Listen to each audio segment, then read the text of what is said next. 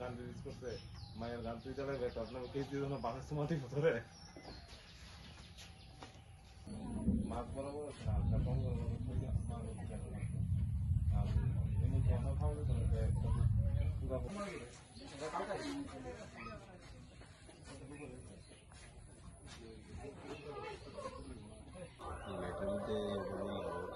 রাত্রেবেলা দাঁড়াইতে আসলে তুই তোর তো শরীর বড় টরা আসলো বুঝতেছেন একটু কাট করে দিন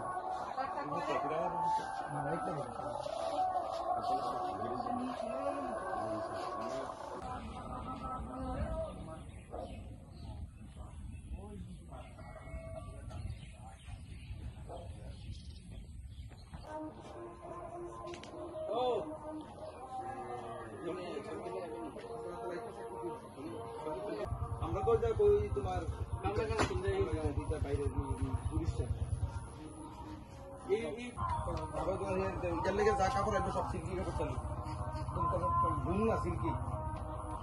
আপনাদের সকলকে সাথে নিয়ে আপনাদের ভালোবাসা এবং সহযোগিতায় এই বছরে 49তম বর্ষে পদার্পণ করেছে। আগামী ইংরেজি বছরের গুড়াতে অর্থাৎ 2024 সালের জানুয়ারি মাসে আমরা 1 মাস ব্যাপী নানাবিধ সামাজিক কর্মকাণ্ডের মাধ্যমে আমরা আমাদের ক্লাবের সুবর্ণ জয়ন্তী উৎসব পালন করতে যাচ্ছি। এই 49তম বর্ষে দাঁড়িয়ে আমাদের এই প্রগ্রেসিভ ইউথ ক্লাব এই বছরও দেবী দশভুজা মায়ের আরাধনায় আমরা ব্রতী হয়েছি। এই আরাধনায় মানুষকে আনন্দ এবং মনোরঞ্জন দেওয়ার জন্য আমরা এবার থিম হিসেবে বেছে নিয়েছি ভারতবর্ষের আন্দামান দ্বীপপুঞ্জের নর্থ সেন্টিনেল আইল্যান্ডকে, যেটা ভারত সরকার দ্বারা নিষিদ্ধ একটা পর্যটক স্থান। তো সেই আমাদের থিমটা ফুটিয়ে তুলবেন আমাদের পশ্চিমবাংলার মেদিনীপুর এবং হুগলি জেলা থেকে আগত শিল্পীরা মিঠুন হালদার এবং টুটন মান্না। আমরা প্রতিমা শিল্পীর দায়িত্ব দিয়েছি প্রতিমা নির্মাণের জন্য আমাদের হুগলি জেলা থেকে পশ্চিমবাংলার লক্ষণচন্দ্র পাল, এবং পুজোর দিনগুলিতে আমাদের ক্লাব এলাকা, ক্লাব এবং মণ্ডপ প্রাঙ্গণ, পুজো প্রাঙ্গণকে আলোকোজ্জ্বল ও বর্ণময় করে তুলতে আমরা দায়িত্ব দিয়েছি স্থানীয় আলোকশিল্পী জীবন দাস মহোদয়কে।